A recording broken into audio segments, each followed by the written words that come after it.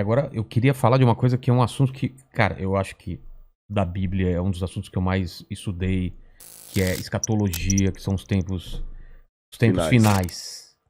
O que está acontecendo? A gente está vivendo os tempos finais, há sinais, segundo a Bíblia, proféticos, e a gente não falou dessa pedra Ah, tá. Isso também. aqui é uma coisa simples. Depois eu falo Tá dela. bom.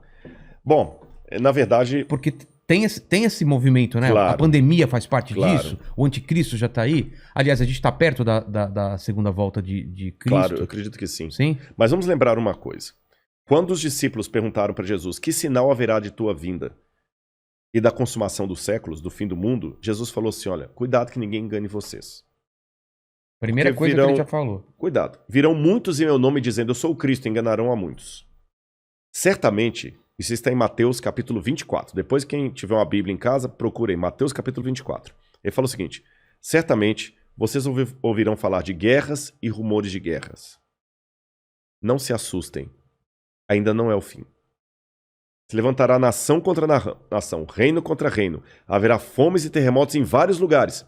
Mas isso é apenas o princípio das dores. Princípio das dores, exatamente. Então veja bem, guerra tem no mundo desde que o mundo é mundo. É. Fome, a Bíblia fala fome no Egito na época de José. Então não vou falar assim, o mundo está chegando ao fim porque está tendo guerra. O mundo está chegando ao fim porque está tendo fome. Não faz sentido. Mas o Apocalipse coloca alguns elementos que indicavam quando nós estivéssemos chegando próximos ao fim. Embora, nota de rodapé aqui, ninguém sabe o dia nem a hora da volta de Jesus. É estupidez. Tentar adivinhar. Não, claro, não podemos isso. Você entendeu? Bom, mas a gente pode saber a proximidade dos tempos em que vivemos. Então tem algumas coisas no Apocalipse que são características do tempo do fim. Exemplo, Apocalipse 11, 19. Diz assim: as nações ficaram iradas. Chegou, porém, o juízo de Deus, e o tempo determinado para ele dar o prêmio aos seus santos e aos profetas, e o tempo para destruir os que estão destruindo a terra. Ora, na época de Cristo não tinha como destruir a terra. O Apocalipse estava fazendo uma profecia de uma época em que a terra poderia ser destruída por seres humanos, coisa que na época do Apocalipse não tinha como. E ele fala depois das pragas de Deus que iriam cair. Essas pragas não caíram ainda. Mas os vislumbres dela... Não caíram? Não. A peste não é... A do Apocalipse, né? É. Mas os vislumbres delas podem estar já batendo as portas. Quer um exemplo? Quer. Diz que um anjo derramou a sua taça sobre o sol. E foi-lhe dado queimar aos homens com grande fogo. Os homens se queimavam com um intenso calor e blasfemavam o nome de Deus que tinha autoridade sobre essa praga. Olha o problema da camada de ozônio, o efeito estufa, o que está acontecendo com o Sol. O outro anjo derramou a sua taça sobre os rios e fontes d'água e mares, que se tornaram como sangue de morto. Sangue de morto não é vermelho, dessa cor. Sangue de morto é escuro, é fétido, é quase coagulado. Como é que está Pinheiros, Tietê, Lagoa Rodrigo de Freitas, as águas do mundo? Poluição. As previsões é que até 2025 a guerra do mundo vai ser pela água. É. Fala do anticristo, que ia dominar o mundo inteiro de uma maneira algorítmica. Pacífica, porque é um algoritmo. O 666. O que é o 666? O que é o 666? Na época do Antigo Testamento, Deus deu algumas normas para os judeus. O povo do Oriente Médio, ele é muito simbólico, sabe? Ele tem muito esse lance do símbolo que aqui no Ocidente a gente perde. Então o judeu pode olhar, ele usa o paiot, que significa alguma coisa, o kippah, que é aquele chapeuzinho na cabeça. E Deus falou o seguinte: olha, vocês vão pegar a lei de Deus, escrever um resumo da lei de Deus e vão colocar por frontal entre os olhos, numa caixinha aqui, e também na mão de vocês. O judeu hoje usa na mão esquerda. Pode olhar aqui no Muro das Lamentações, você vê o judeu orando lá, né? Baruch atah Beshem Adonai Eloheinu melech haolam. E ele vai orando no muro e ele tá com aquela caixinha preta aqui e outra na mão. Aí no Apocalipse a gente vê que o inimigo, o diabo, que se vale do anticristo, assim como Deus envia o Cristo... o anticristo é a versão do Cristo pro demônio. Pro demônio, o anticristo. Ele faz uma paródia de Cristo. Aí, como Deus no Antigo Testamento pediu aos judeus para ter a lei de Deus na testa e na mão, o anticristo coloca também um sinal, uma marca, na testa e na mão. Então significa uma época em que a lei de Deus vai ser questionada.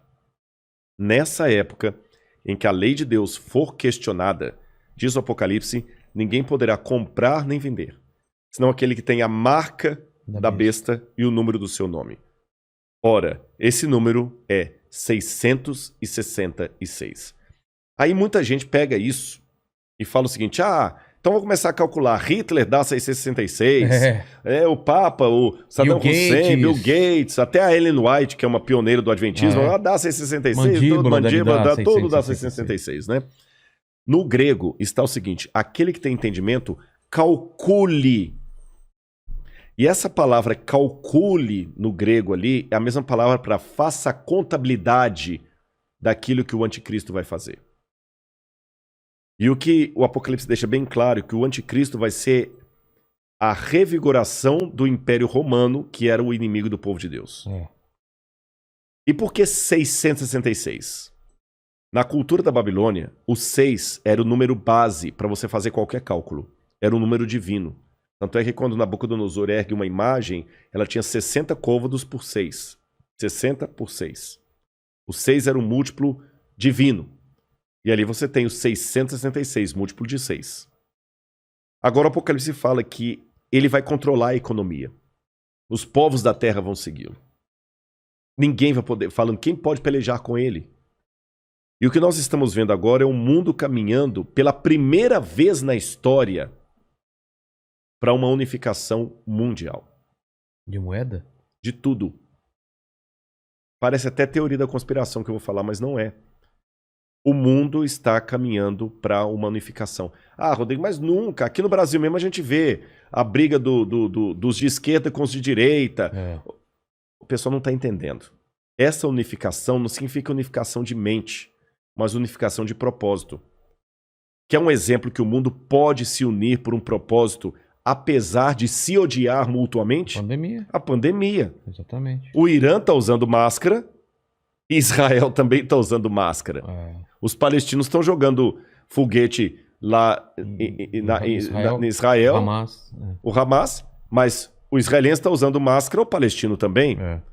O egípcio está usando álcool em gel, o iraniano está usando álcool em gel, o americano está usando álcool em gel, o russo está usando álcool em gel, então o Putin está usando álcool em gel. A mesma coisa o presidente do Brasil, o presidente da Argentina, da Venezuela, o mundo parou. Então é possível essa união do mundo inteiro em algumas coisas mesmo. Ela não só é possível, como ela é um caminho sem volta. Por que está falando tanto em criptomoeda? Nós já estamos passando por uma transição do dinheiro. Dinheiro de papel, né? De papel, você entendeu? Dinheiro baseado em tesouro nacional. E o mundo hoje precisa. Isso aqui não é uma defesa do Rodrigo, não é um desejo do Rodrigo. Eu estou falando de uma tendência. Tendência. O mundo precisa se unificar porque existem, Vilela, alguns elementos hoje que estão à solta, como se fossem crianças bagunceiras numa casa cheia de faca, de garfo, de objetos cortantes e letais, sem um adulto para controlar essas crianças. Você jamais faria isso. Quais são as crianças que estão à solta no mundo e precisam de um adulto para controlá-las? Um preceptor, uma babá? Internet. Quem tem domínio da internet? Você na internet você pode encontrar o podcast do Inteligência Ilimitada, mas você também pode encontrar uma fórmula para fazer um coquetel Molotov. O camarada pode assediar você para fazer parte do Estado Islâmico. Quem controla a internet? Nem os Estados Unidos. Não, está na mão de ninguém. Quem controla tráfico de drogas e de armas em nível mundial? Ninguém. Lavagem de dinheiro está aí. O terrorismo está aí e lavam dinheiro. Quem controla bolsa de valores? A economia do mundo não aguenta por mais 20 anos nas mãos da bolsa de valores que é especulativa. Se cair a bolsa de Tóquio, você nunca foi ao Japão, mas você pode perder o seu emprego e essa casa aqui porque caiu a bolsa de Tóquio. O Bradesco pode falir porque teve um crash na bolsa de Nova York. E a gente viu, essa pandemia viu como nós estamos economicamente vulneráveis. Economicamente vulneráveis.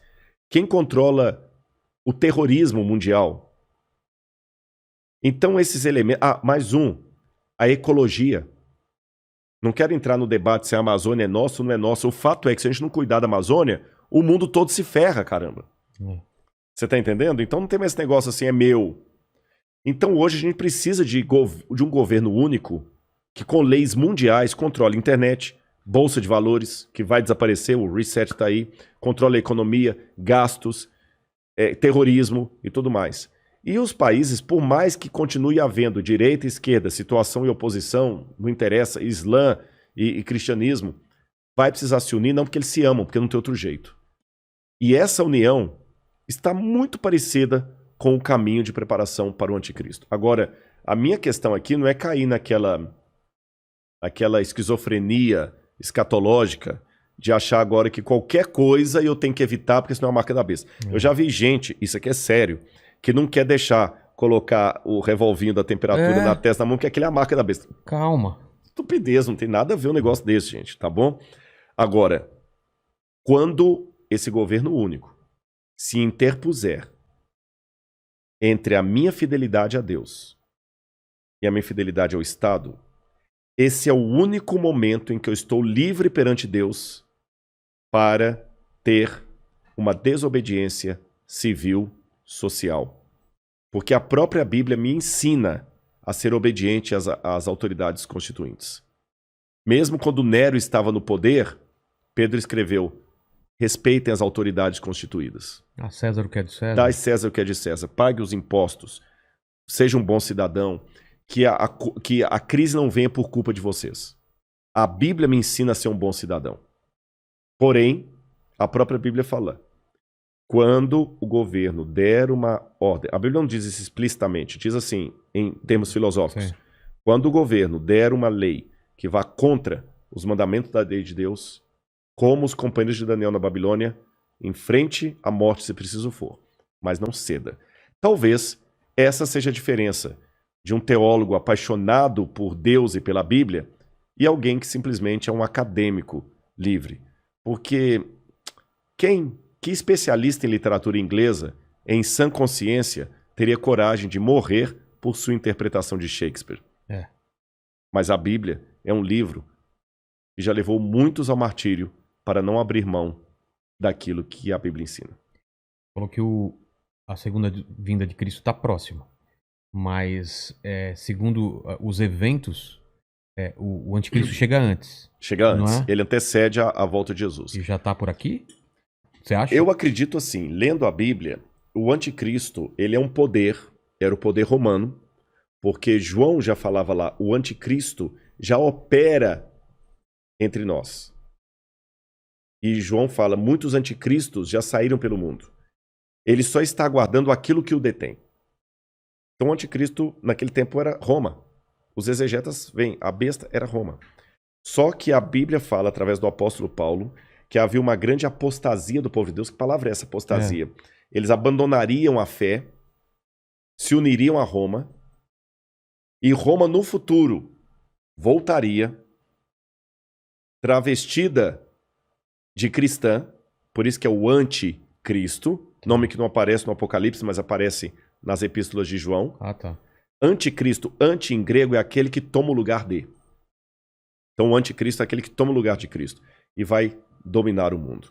Então a minha sugestão para todos é o seguinte, fiquem atentos às propostas governamentais. Qualquer coisa que não infrinja a minha fé naquilo que eu entendo pela Bíblia ser o correto, eu vou seguir. Eu vou me vacinar. Eu não vou ficar caindo em teoria da conspiração. Ah, mas a vacina é uma maneira de aniquilar 1/3 da humanidade. Eu acho que vai ser muito mais fácil eu vou me vacinar. Só não vou tomar a Coronavac, né? Que está questionada aí, senão eu não posso entrar em Israel. Mas eu vou me vacinar. Israel não aceita. Não aceitou Muitos países da Europa não aceitam a Coronavac. Né?